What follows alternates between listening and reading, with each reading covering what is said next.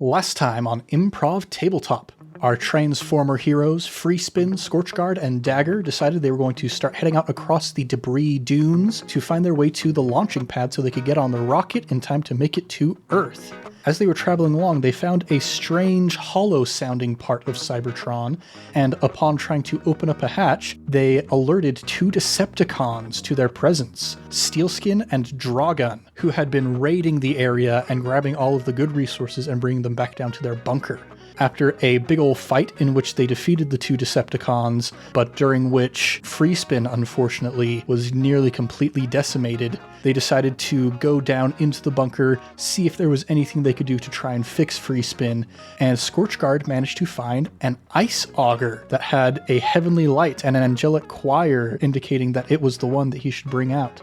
So they hooked up the ice auger and Freespin to a car battery and transferred Freespin's mind from the harmonica into the auger. Surprisingly, there was another mind already inside of the auger, but Freespin didn't have enough time to think before, boom, the two minds melded inside, and Freespin, unbeknownst to his companions, is now half Decepticon. What's going to happen as they approach closer to that rocket, now that they have a mole in their midst? Let's find out here in the world of Transformer Rejects. What's shaking, everybody? You're listening to Improv Tabletop, the Fate RPG actual play where we make up everything on the spot. I'm Ned Wilcock, your host and GM, and today I'm joined by... Christian Randall, always the mole. Thomas, looking for Chromequake. Evan Peterson, Texas is flippin' hot, yo. Is Chrome Cake a deep lore cut that I'm unaware of? No, I just went back to the name generator, and that's the first thing I saw, Chromequake, like an earthquake, but just Chromequake, and I said, oh, that's an amazing name. It's really good. This generator is gold. Yeah, everybody, I would like to announce that we have our first sponsor. It is Chrome Cake, the only snack food that breaks your teeth when you try and bite into it. The only snacks the Autobots approve of. Well, I do actually know what Transformers like to eat, apparently. They like to eat Energon. I did some research, actually. I went onto the wiki, and I figured out what the difference is between the Allspark Cube and the Energon Cube. So the Energon Cube is like a buffet. It's like a Capri Sun that they stick inside of their body, and then it gives them energy. Perfectly natural. It's like a battery? Yeah, that's a better analogy. So it's a battery. Pretty much, yeah. Back in the 80s, they couldn't conceive of such things. Portable power? It was a Capri Sun. Hey, you gotta market towards youth, and I always wanted a Capri Sun whenever I saw one of those commercials, so... I still want a Capri Sun. Respect the pouch. I've consumed more Capri Suns in my adult years than I have in my entire childhood. That's a great thing about being an adult. You just buy whatever you didn't get as a child. First thing I did after I graduated college was I bought myself a Nintendo Switch because I'm an adult now. There you go.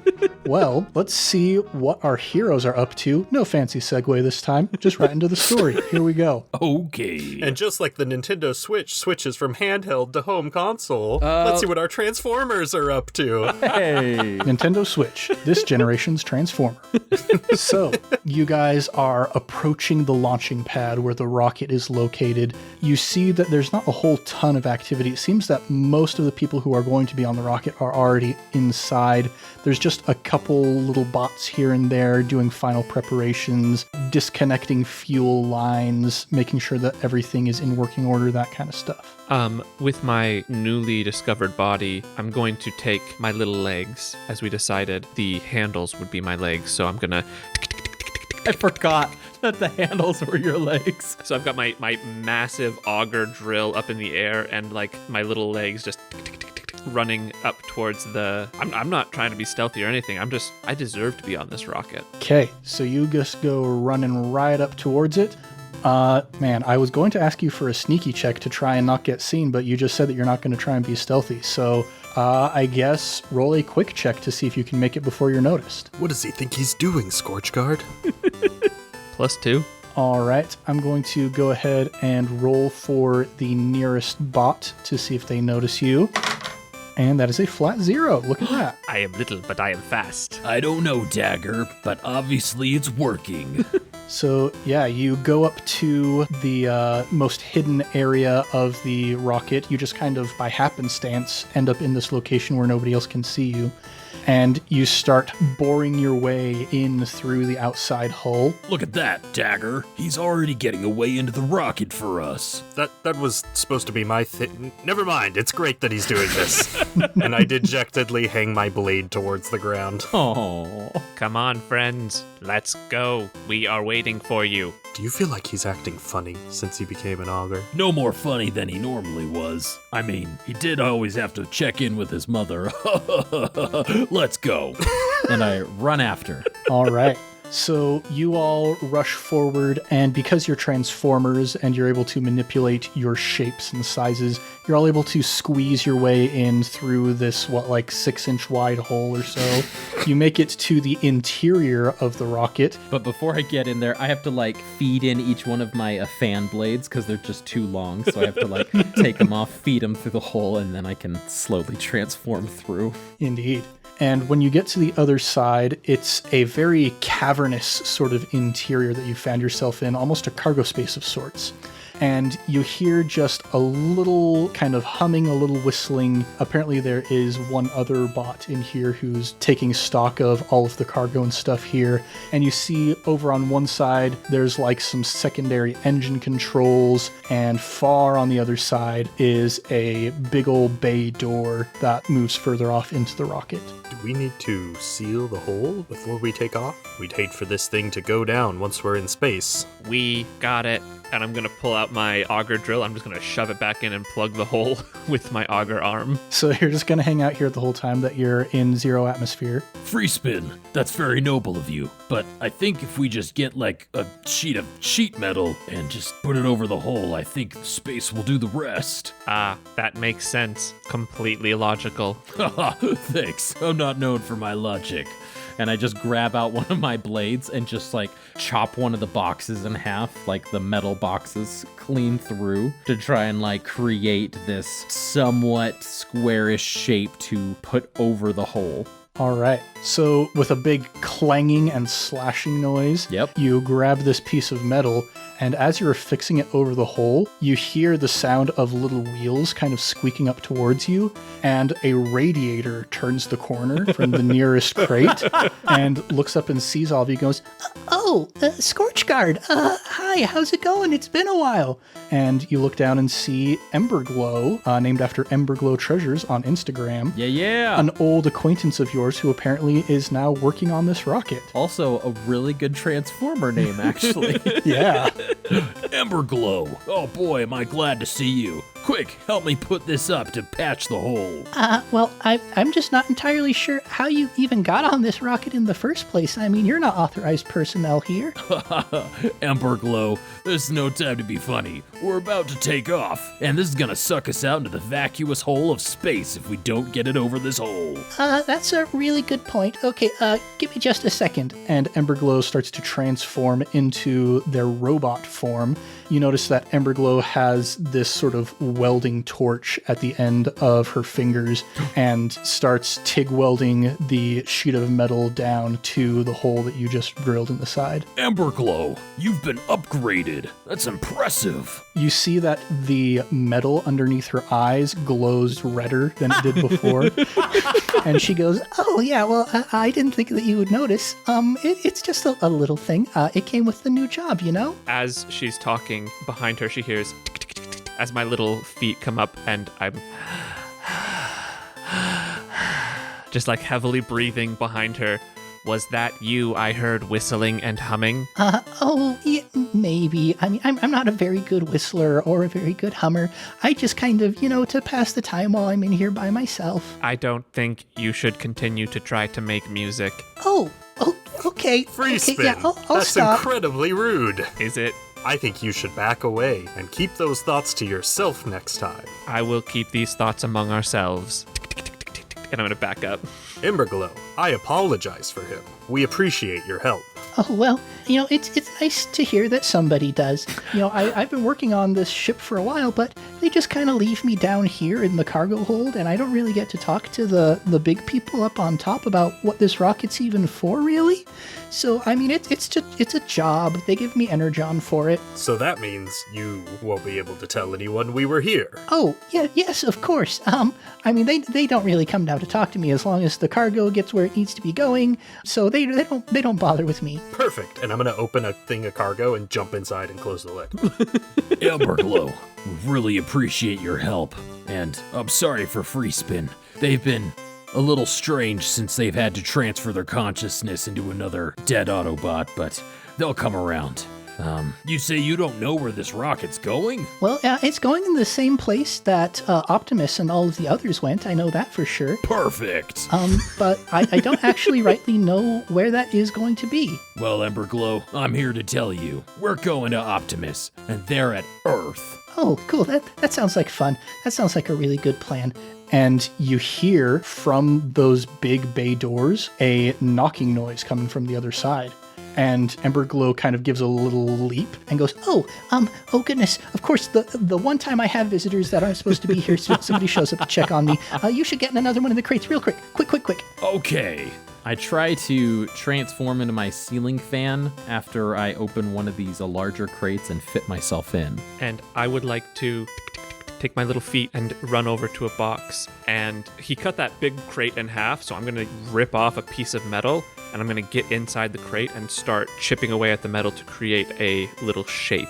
All right, so you all hide inside of your respective crates, and you hear Emberglow's little radiator wheels as she moves up to the door, and there's a pneumatic hissing noise as the door opens up. And as you're like peering out through the lids of your crates, you see this figure wreathed in dry ice fog and lit from the back with a laser light show. Yeah. Begins walking into the space, and as it steps out of the dry ice, you see not metallic features, but smooth, fleshy features as a human comes walking into the cargo hold. What is that thing? It's disgusting. And Emberglow looks up at the new visitor and says, Hello, Master Phillips. It's been a while since you've come to talk to me.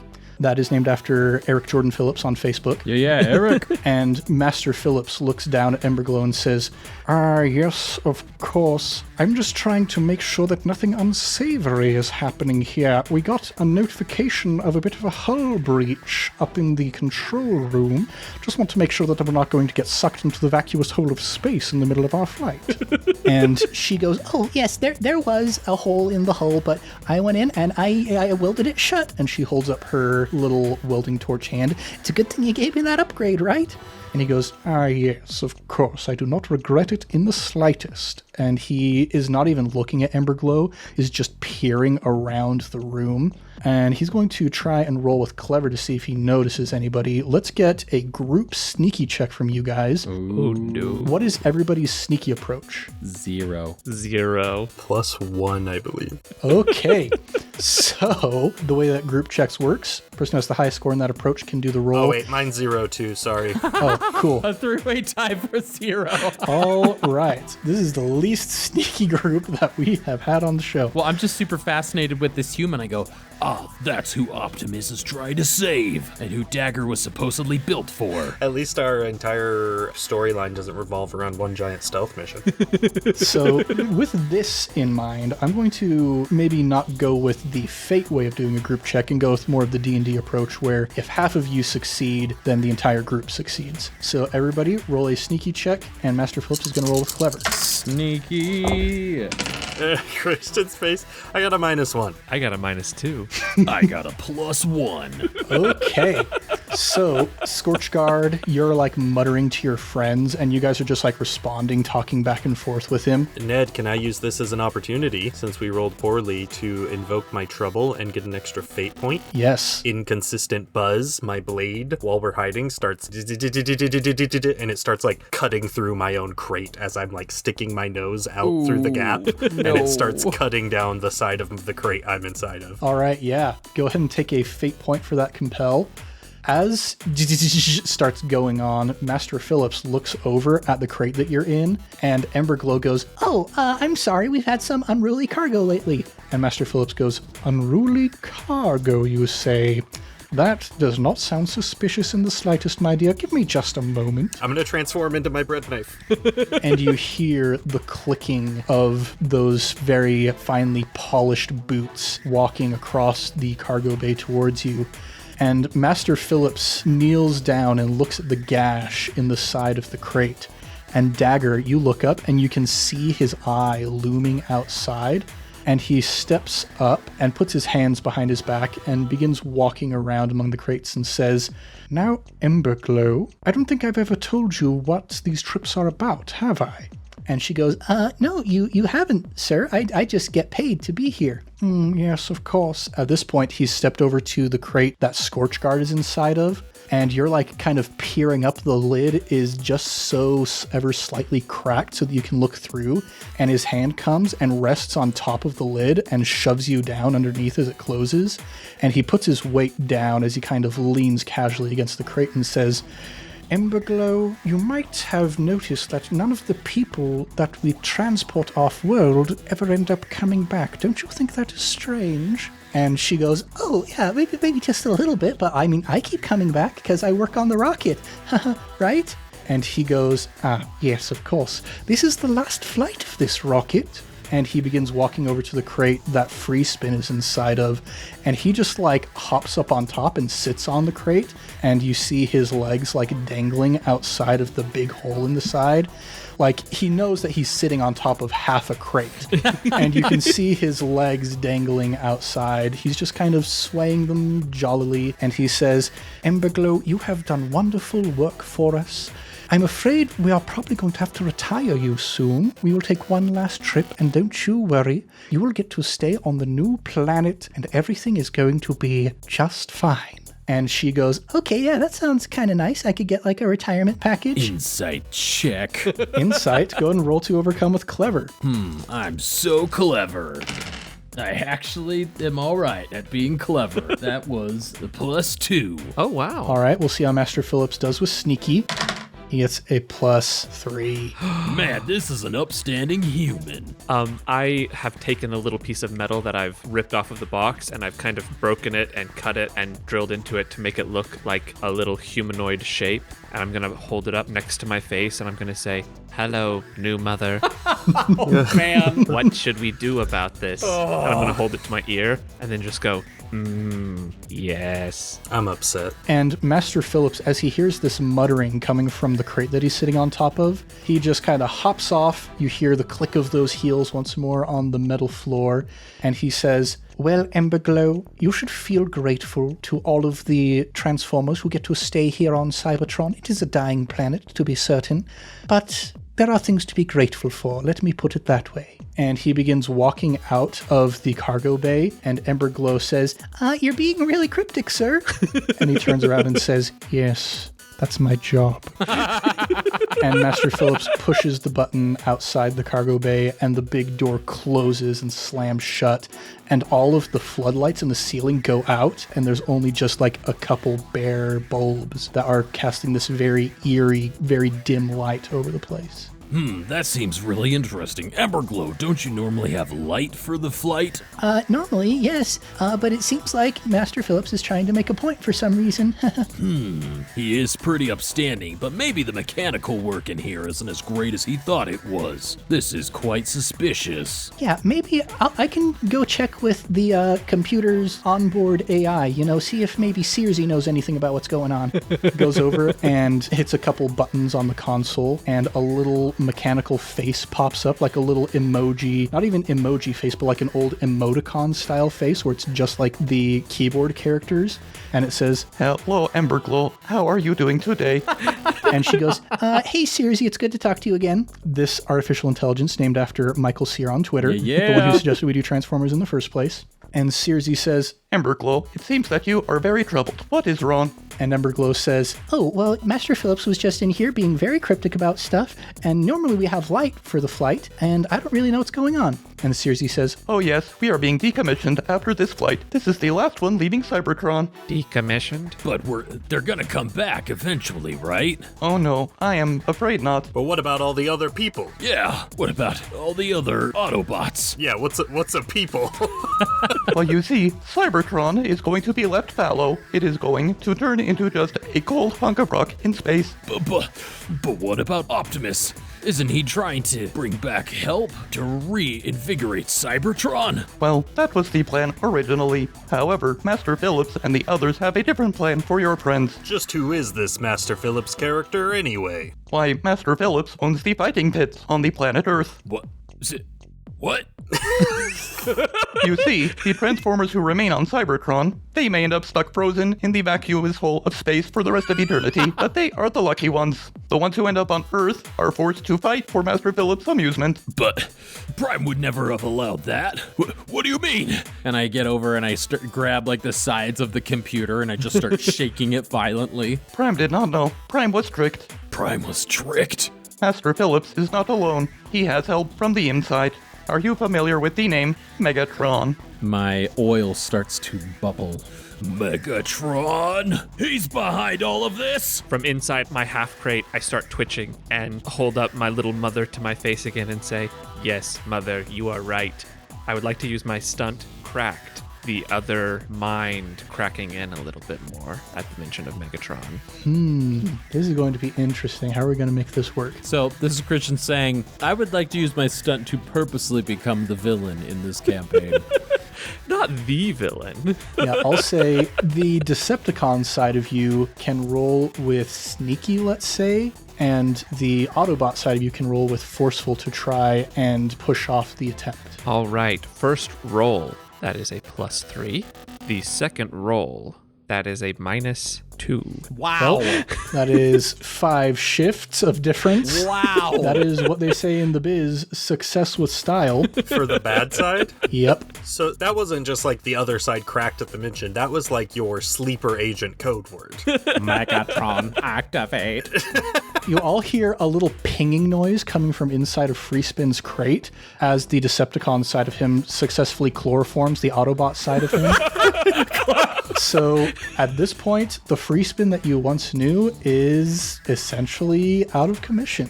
I am going to rush over to Scorchguard as he's screaming about Megatron and like grab his shoulders and Scorchguard, you've got to snap out of it. There's only one way we can beat Megatron and it's not by panicking. And you're a tiny dagger, right? Shaking my shoulders. Yeah, I'm dangling off the floor with both hands on your shoulder. Oh man. I'm just like, just violently being shook back and forth. We've got to work together as a team to take him down. You're right, Dagger. You, me, Freespin. We can take down Megatron. We can free Optimus Prime. Isn't that right, Freespin? And I look over as you scuttle towards us. That is correct. So says mother. Ha! You and your mother. Thanks, Freespin. I'm so glad we could count on you. Emberglow, we may need your help before all this is done. Not just for us, but for Optimus. Oh, this is all terribly new to me. I'm not really sure this isn't what I signed up for, but if the fate of all of Cybertron rests in our little metal hands, then I suppose we should all try and do our best to help out. That's the spirit, Emberglow. You are a treasure to me. I'll give you a fate point for that. I love the shock in your own face. Like, apparently I care deeply about this individual. Yeah, for anybody who's only listening, which is all of you, genuine shock on my face being like, oh. I'm imagining that's actually how your courting of your wife went the entire time. I love you, honey. Oh, whoa, I didn't know that. Like me, Thomas, in real life. Yeah, pretty accurate. Question. Do we have FTL? Or I haven't done as much research as you have, but is this trip going to take us hundreds of years? Oh no, this trip is going to be very fast because Transformers definitely have some sort of special rocket propulsion, as we determined during the first episode of this campaign. Yes, thematically appropriate space travel. I don't know what the special term would be in the Transformers universe, so it probably wouldn't be like FTL or ludicrous speed or anything like that. We'll just call it bay speed. Yeah. Bay speed. Bayhem. And as you guys are kind of finishing up your little heart-to-heart here, you see the screen that Circe's face is displaying on goes from blue to red, and klaxons start blaring, and Circe says, Base speed in 5, 4, 3, 2, 1. and the ship instantly goes 0 to Mach 10 in 1 second, just shoots off of the ground faster than it has any right to, and you are all shooting through space at bay speed towards the Earth. I imagine basic laws of physics still aren't in effect, so G-forces pull me back to the wall, and I'm like, this is incredible. I just like slam to the floor. My knife nose just like pierces another hole in the floor and just like glues my face to it. I'm still holding on to the computer on the wall, so my feet are like dangling in the air behind me. And after a while, Circe says, Artificial gravity engaging. and you're able to overcome the G-forces, and gravity kind of goes back to normal as it was before you took off. Can someone bring me a piece of scrap metal? I'm gonna need to cover this hole as soon as I pull my nose out. Sure thing. And I pop out my little friend Lockfire to go bring a little piece of scrap metal over to Dagger. I walk up to Lockfire and I hand him Mother. And Lockfire looks up at you with the most suspicious eyes you've ever seen a robot make, grabs Mother, and goes kind of scuttling over on those little robot insect legs towards Dagger. Isn't really taking his eyes off of you the entire time, but holds Mother right next to Dagger's nose and says, "All right, we'll swap on 3. 1, 2, 3. And I pull my nose out. And he slides it over. Mother sticks to the floor, and Emberglow comes up and TIG welds Mother over the hole. Is that a new sentence? That might be a new sentence. And Lockfire does a couple little leaps and gets up onto Scorchguard's shoulder, and he says, "Have you not noticed that Freespin is acting particularly strangely, Scorchguard?" Well, wouldn't you feel strange if your mind just got transferred to a dead Autobot? As he's saying this, I'm scuttling over to a crate and I'm using my auger to like bang on it to try and make different notes to try and play some music. Lockfire's eyes narrow even more, and he says, "You're right, Scorchguard. It's probably nothing." So we have artificial gravity. How much longer is this trip gonna take? This trip is going to take 3 minutes. All right. Well, let's have a heart-to-heart as we sit in a circle, wait for us to get to Earth. 3 minutes is not a long time. It's almost as long as the song The Touch By Stan Bush. by Stan Bush, believe it or not. The very one. So, yeah, you guys kind of huddle around on the floor like cross-legged style for your little heart-to-heart. Scorchguard, what are your words of wisdom that you have for your friends here? All right, everybody. When we get to Earth, seems like this nasty human has some ulterior motives for all these Autobots. Optimus Prime has been trapped. Megatron has tricked him and all the other Autobots. There's gonna be some fighting pits. And looking around here, I'm not confident that we could cut our way through everybody and get right to Megatron and take him out. Rude. So I suspect we'll have to play a little bit of the game here to make sure that we get close before we can fully release Optimus from whatever fate has befallen him. Cybertron knows that I wish Optimus were here with us, but by the Allspark, we will free him from whatever ghastly punishment Megatron has seen to affix upon him. While you're in the middle of your monologue, Lockfire has gone over to Dagger and is like patting you on the shoulder-ish area of your handle and is like, "Don't worry, you can cut anything." But he just said I couldn't. I thought Scorchguard had faith in me. I'm too caught up like in the moment to even like hear whatever they're saying to me. And Lockfire looks over at Freespin once more and says, "What was that they said about one bad apple spoiling the whole bunch?" And his eyes narrow even further. So they're practically closed. Practically closed, just like the barest sliver of light peeking out through them. But I know if we stick together and we rise the ranks, This is just a really long speech because I'm trying to emulate Optimus as much as I possibly can. And as soon as like we come out of bay speed, I just yell, Autobots, roll forward until we reach our goal. And at that point, slam as the rocket goes from Mach 10 to 0 in about 1 second. And you're all kind of plastered against the floor for a little bit. And Emberglow comes over and kind of peels you up out of the dents that you've left in the floor of the rocket. And she says, Okay, well, I'm pretty sure that Master Phillips is going to come back here pretty quickly to check on the cargo. If you guys want to try and escape before he sees you, now's your chance. I grab the auger, and without even, asking it, I just take free spin and start augering the floor. Yep, I was gonna, as soon as that happened, I was gonna go over to where we initially entered and just, re-spin. Unfortunately, because he grabbed me, I can't get a good angle, and so the drill bit sticks in, but my body is the thing that's spinning, not the drill that he's holding on to, so he and I are just spinning until I can get a good foothold. yeah, dagger being, 1/50th of the size of this auger? Yeah, I'm just holding on, feet out, like a dad playing with his child, and I'm just spinning. If you put me down for a moment, I can do this a little quicker. I will never let go. And I slip off and fly into a wall. And as you go flying, Lockfire is standing nearby and he says, "Yes, you should never let go. That's what teamwork is all about, isn't it, Free Spin?" I stop spinning, and my eyes turn towards him, and they go from their usual just white light to a sort of pink, almost red. That is right. And then I look forward again, plant my feet, and drill through the wall. And as you finish drilling the hole, you hear those footsteps, those clicking heels coming down the hallway outside the door. And Emberglow says, Oh boy, we better get out of here quick. Emberglow, quick, come here. And I just grab Emberglow and we run towards the hole. And as soon as it's free, I jump out. So you all leap through the hole and you find yourselves on the blasted wastes of the planet Earth. Not an Earth as we know it, those of us who are living here currently, but one that has gone through some pretty rough times. This looks like there's been a nuclear fallout here. I expected a lot more when I heard stories of Earth. Yeah, you expected these verdant expanses, green trees, blue skies, birds fluttering around, but instead you see some situational aspects that we're going to create for the planet Earth and the fighting pit thereupon.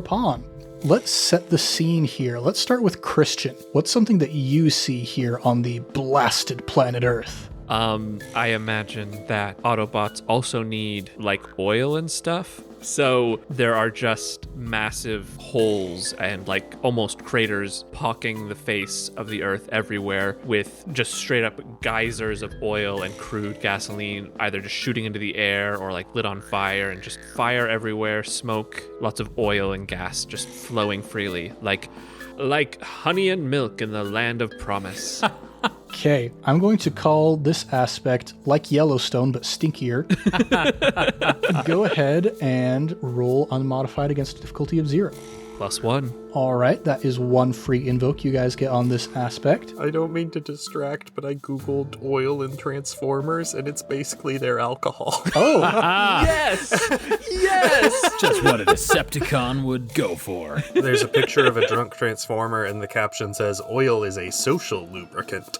wow. That's pretty good. Let's go over to Scorchguard. What is something that you see here on Earth? I look across the landscape and see all the oil, this disgusting resource.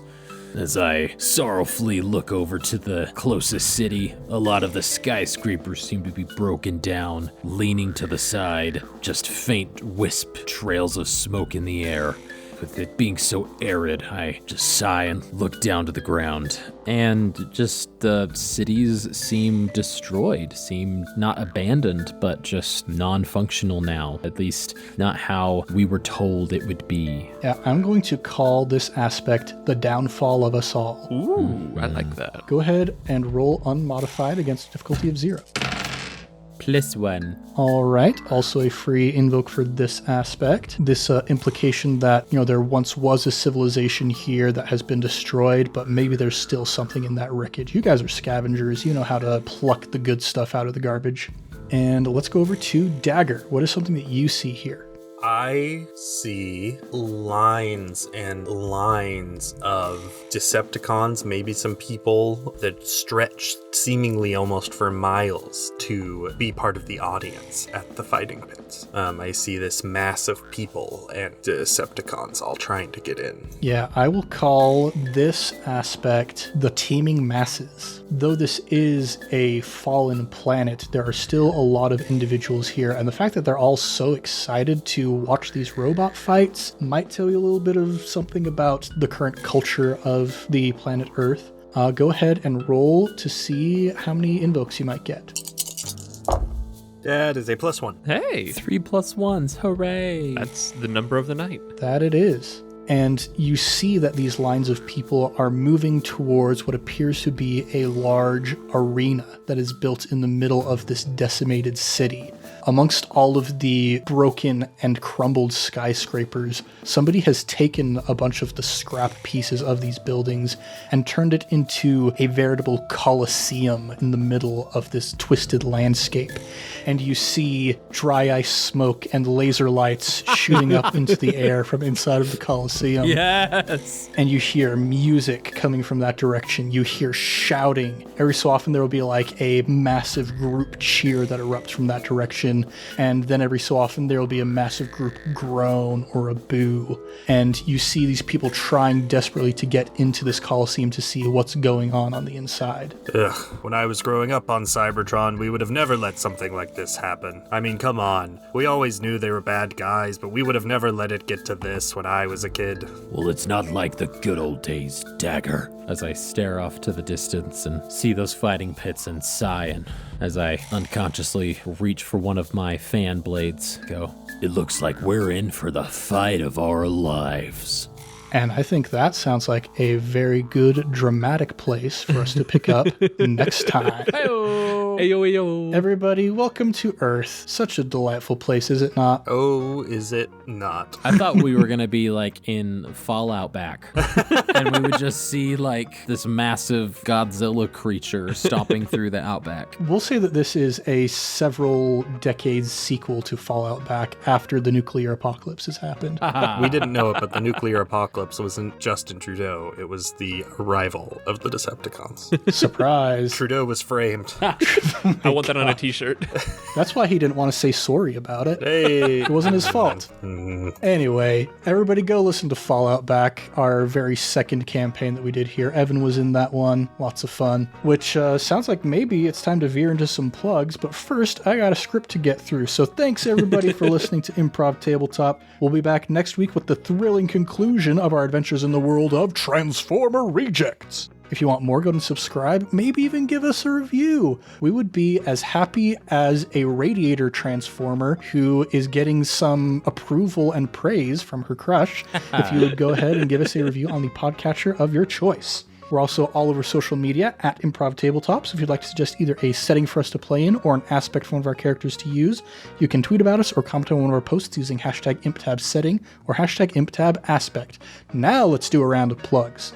As always, we've got a sister podcast, but I'm not going to steal Thomas's thunder this time. I've been doing that for like a month and a half. I'm going to let him take care of that. We got a sister podcast of I Cast Fireball, an actual play 5e D&D adventure where we go through the campaign Tyranny of Dragons. We have some super fun stuff going on. Ned is a player in there. We've got a few maybe surprise guest appearances in some previous episodes and possibly in some upcoming episodes. Stay tuned for that.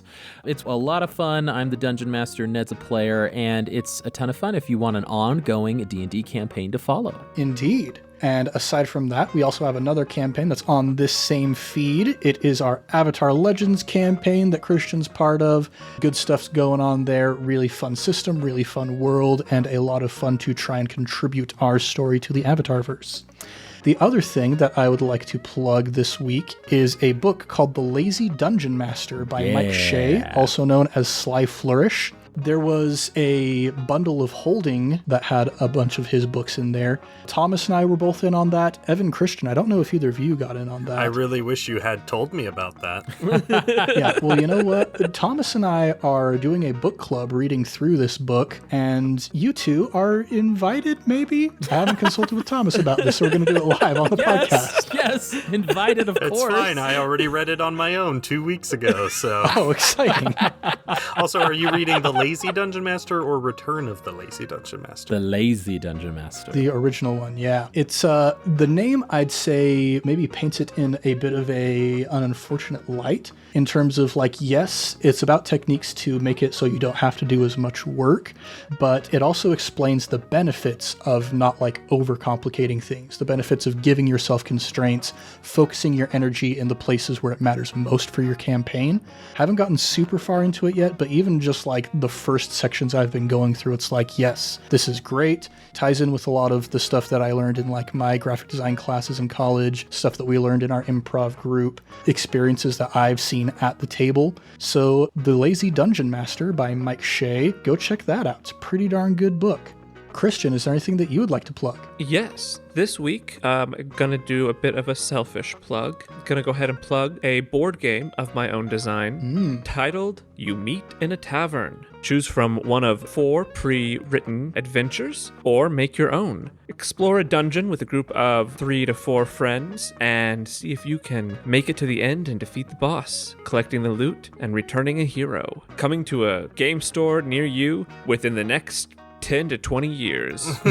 Yes, I was just about to ask, where can our listeners find this wonderful game that you're describing? You're just giving up that IP right away. No, we mentioned it first on this podcast, so it's TM.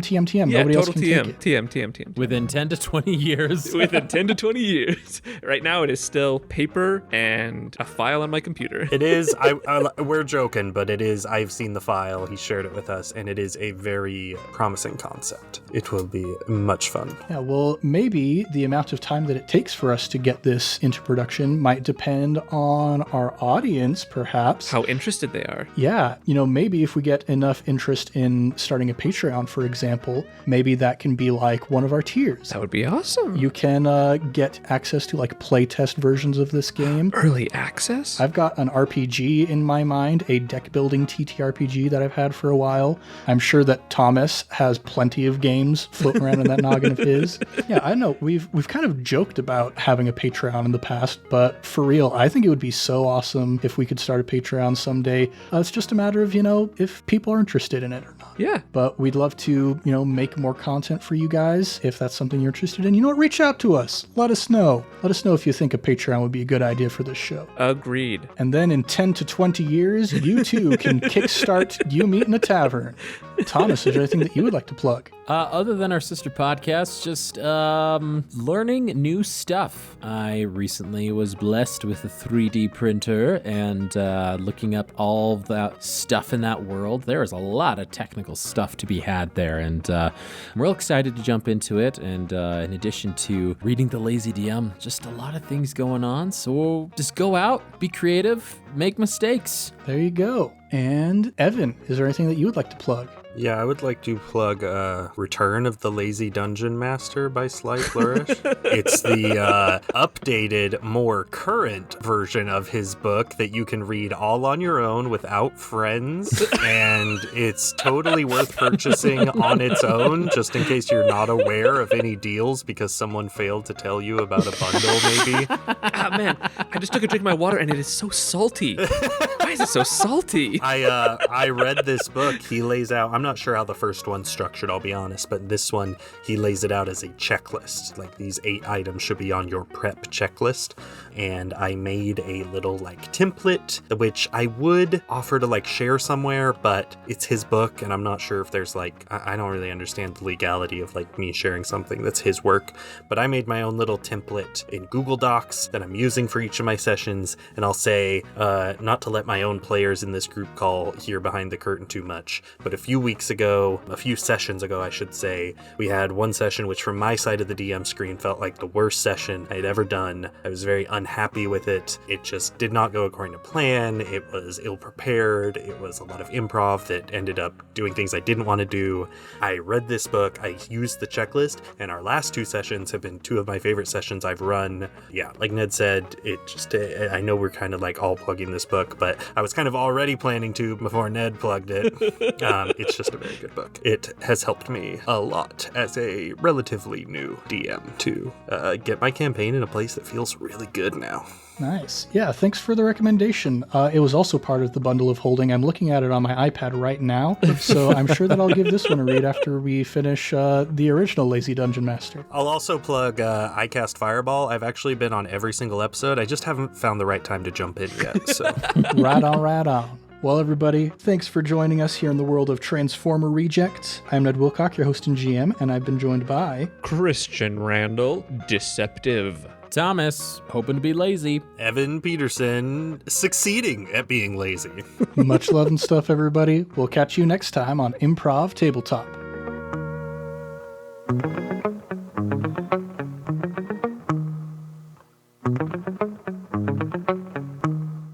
That was like your sleeper agent code word. Megatron, activate. You sound like a Dalek. Yeah. Exterminate. Sorry.